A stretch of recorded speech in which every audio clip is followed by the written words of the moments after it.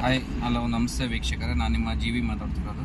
ಇವತ್ತು first Indian ಮಜಲ್ car ಅಂತೇಳಿ ಕೇರಳಪಟ್ಟಿರೋ ಫಸ್ಟ್ನೇ ಗಾಡಿ ಅಂದರೆ ನಮ್ಮ ಕಂಟೇಸಾ ವೆಹಿಕಲ್ ಅಂತೇಳಿ, ಹಿಂದೂಸ್ತಾನ್ ಮೋಟರ್ಸಿಂದ ಕಂಟೇಸಾ ವೆಹಿಕಲ್ ಅಂತೇಳಿ ಬಂದಿತ್ತು. ಅದು ಆ್ಯಕ್ಚುಲಿ ಮ್ಯಾನುಫ್ಯಾಕ್ಚರಿಂಗ್ ಸ್ಟಾರ್ಟ್ ಆಗಿದ್ದು 1984ಇಂದ 2002ವರೆಗೂ ಬಂತು ಮಜಲ್ ಕಾರ್ ಅಂತೇಳಿ. ಅದು ಆ್ಯಕ್ಚುಲಿ ಮಜಲ್ ಕಾರಿಗೆ ಬ್ರ್ಯಾಂಡಿಂಗ್ ನೇಮ್ ಇದ್ದಂಗೆ ಅದು ನಮ್ಮ ಇಂಡಿಯಾದಲ್ಲಿ ಫಸ್ಟ್ ಆಫ್ ಆಲ್. ಅದಾದಮೇಲೆ ತುಂಬ ಮಸ್ತಾಂಗ್ ಅವೆಲ್ಲ ಹೊರದೇಶದವೆಲ್ಲ ಕಾಂಪಿಟೇಷನ್ ಬಿಟ್ಟರು. ಬಟ್ ಇದ್ರದ್ದು ಇಂಡಿಯನ್ ವೆಹಿಕಲ್ ಜಾಸ್ತಿ ಇಷ್ಟಪಟ್ಟಿದ್ದು ಅಂದರೆ ಪೊಲಿಟಿಷಿಯನ್ ಜಾಸ್ತಿ ಇಷ್ಟಪಟ್ಟರು ಈ ಮಜಲ್ ವೆಹಿಕಲ್ನ. ಕಾರಣ ಇದರ ಲಕ್ಸುರಿಯಸ್, ಆಮೇಲೆ ಸೀಟಿಂಗ್ ಕೆಪಾಸಿಟಿ ಆಗಿರಲಿ, ಆಮೇಲೆ ಗಾಡಿ ಸಸ್ಪೆನ್ಷನ್ ವೈಸ್ ಆಗಿರಲಿ ತುಂಬ ಇಷ್ಟಪಟ್ಟರು ಭಾಳ ಜನ.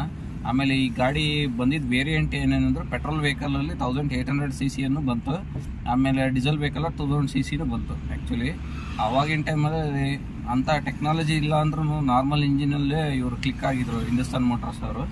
ಅದಾದಮೇಲೆ ನಿಮಗೆ ಪ್ರೈಸ್ ವೈಸಲ್ಲಿ ಆವಾಗಿನ ಟೈಮಲ್ಲಿ ನಿಮಗೆ 5.42 lakhsಲ್ಲಿ ಇಂಟ್ರೊಡ್ಯೂಸ್ ಆಗಿದ್ದು ಗಾಡಿ.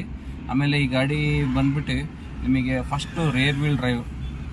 ಈ ಗಾಡಿ ನಿಮಗೆ ಹಿಂದೂಸ್ತಾನ್ ಮೋಟರ್ಸಲ್ಲಿ ಅಂಬಾಸಿಡರ್ ಆಗಿರಲಿ, ಇನ್ನು ಕಂಟೆಸ್ ಆಗಿರಲಿ, ಟ್ರಕ್ಕರ್ ಆಗಿರಲಿ, ಅವರೆಲ್ಲವೂ ರೇರ್ ವೀಲ್ ಡ್ರೈವೇ ಬಿಟ್ಟಿದ್ದವ್ರು. ಆ್ಯಕ್ಚುಲಿ ಟಫ್ ಆಗಿ ಗಾಡಿ ಓಡಲಿ ಅನ್ನೋ ಒಂದು ಉದ್ದೇಶಕ್ಕೆ. ಆವಾಗಿನ ಟೈಮಲ್ಲಿ ತುಂಬ ಮೈಲೇಜಿಗೆ ಯಾರು ಒತ್ತು ಕೊಡ್ತಿದ್ದಿಲ್ಲ. ಅವತ್ತಿನ ಟೈಮಲ್ಲಿ ಮೈಲೇಜ್ ಅದು ಮ್ಯಾಕ್ಸಿಮಮ್ 13.5ಇಂದ 15 ಕಿಲೋಮೀಟರ್ ಪರ್ ಲೀಟರಲ್ಲಿ ಬರೋದು ಆ್ಯಕ್ಚುಲಿ ಇದು. ಆಮೇಲೆ ನಿಮಗೆ ಈ ಕಂಪ್ನಿ ಮುಚ್ಚೋ ಕಾರಣ ನಿಮಗೆ ಗೊತ್ತು ಎಲ್ಲರಿಗೂ. ತುಂಬ ಲೇಟೆಸ್ಟ್ ವೆಹಿಕಲ್ಗಳು ಅಂದರೆ ಮಾಡರ್ನೈಸಿಂಗ್ ಆಗಲಿಲ್ಲ ಇವರು. ತುಂಬ ಲೆಗೆನ್ಸಿಯಿಂದ ಒಂದೇ ವೆಹಿಕಲಲ್ಲಿ ಒಂದೇ ಶೇಪಲ್ಲಿ ಬಿಟ್ಟರು ಗಾಡಿನ.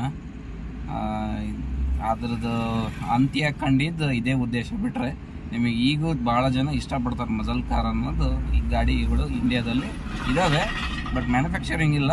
ಭಾಳ ಜನ ಇಷ್ಟಪಡ್ತಾರೆ ಮಜಲ್ ಕಾರ್, ಇದು ನೋಡೋಕ್ಕೆ ಭಾಳ ಇಷ್ಟಪಡ್ತಾರೆ. Thank you.